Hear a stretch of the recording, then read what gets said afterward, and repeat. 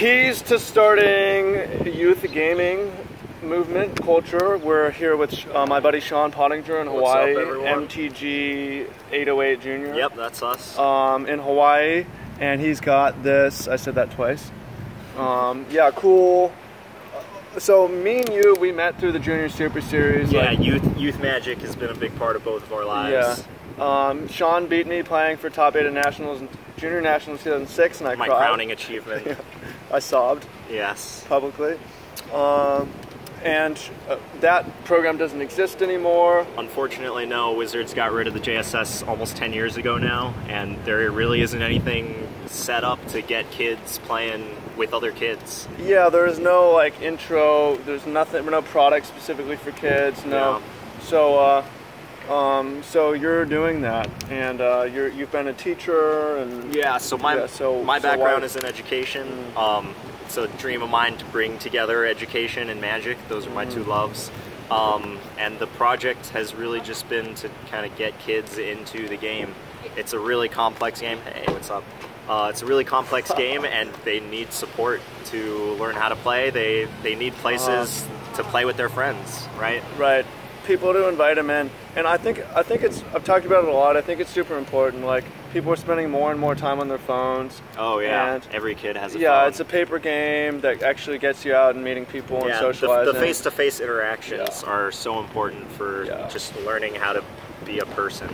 You've got math, you've got language. It helped me and my brother a lot. School, like, it saves time in school because you get real fast. You know, there's the skills as well as the sportsmanship, right? Mm-hmm. You become a part of a community, a community that you care about, right? Yeah. So, you know, this actually just came up recently. Like, we had an issue with a kid trying to steal. Yeah. And you know, they're a kid. The store employee kind of caught them and talked to them, told them not to do it again.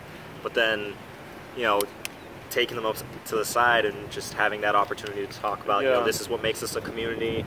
You know, this is why we need to look out for each other, right? And just, you know, let them know that they did something wrong. It's not the end of the world, but because getting them invested in the community is how you keep stuff like that from happening.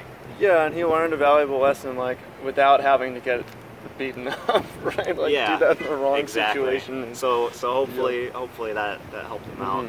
But just opportunities like that, I think just creating those communities and watching them grow. Because I've been working on this project since January, so almost a year now. And just the more kids that get invested in the game, the more they're going to want to talk about it with their friends. You know, the more they're going to want to reach out and find new people to play.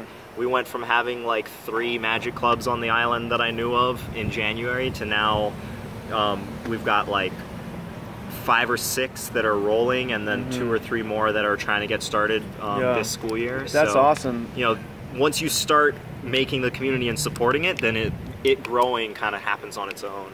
Yeah, I mean, more and more, you have to hit a kind of critical mass. Yeah, almost. Once you reach that threshold, then it's easy. And it really just becomes alive because it's a community movement, right? Like, I try to do as much coordinating for it as I can, but I wouldn't be able to do it alone. And ideally, you don't go for a while and you come back and it still exists and it went on without you. It even grew. There's new people, right? Yeah, one of the kids that came to play today at our Friday open play events, you know, he hasn't been around for a couple months, but he just came back, bought a deck builder's toolkit, and started jamming some games. So. Yeah. So, if you have kids, I think, like, it's never too early. I mean, it's too early to learn all the comprehensive exact rules of the stack and damage. And yeah, you have to be a very dedicated teacher to teach someone very young. But like around 4th or 5th grade, when they like have a good grasp of reading, you know, it doesn't take that much targeted energy for a kid to play, so, especially if their peers are helping them along the way. Like, and that's a good point. Once a group reaches a critical mass where there's like 2 or 3 kids that know how to play really well, then they can help get, you know, 5 more kids learning how to play, right? So in terms of an adult starting something, you only have to individually teach a small handful of kids, and then those kids will kind of carry it on. So, you know, just creating the space for it, and then the incentive as well. So I think the tournaments are a big part of it. We've been playing Standard Pauper. great format, and just keeping it accessible for the kids. And $1 entry is a $1 entry. All anyone should be the able to do prizes are donated. If you want to support our project, you can check out my Patreon page, MTG808 Jr. on Patreon. Patreon.com/MTG808 Jr. So all of the prizes have been donated by myself or I'm members a of the patron? community. Yes, you are. Thank you very much. I think I have my plaque up here yet. It will be at the end of the month. That's exciting. So check out our Patreon program and our YouTube channel. I've been trying to make Standard Pauper content, so these kids are bringing these cool Standard Pauper decks to these tournaments. Some of them are really good. So if you want to check out the Standard Pauper metagame, you can check out our YouTube channel. And I think that's really the sweet spot for trying to get kids invested in it. Right, the kids that are on the fence about, I don't know if I want to play this game, I don't know if I want to go to a tournament.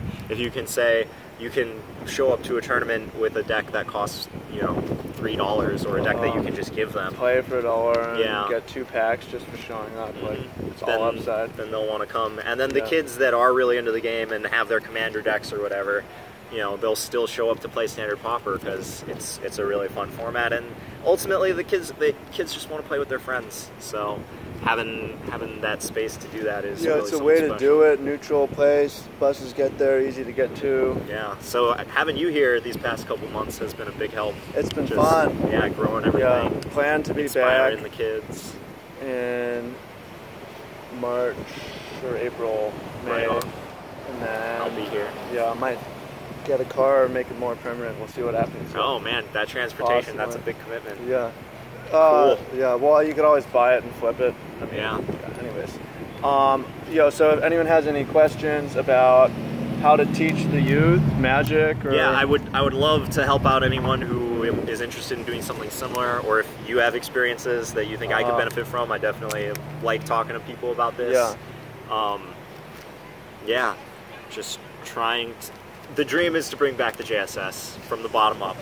Yeah, we'll see if that. I don't see that happening with the kind of ridiculous prize support. Oh yeah, no, but just like having like a nationals tournament.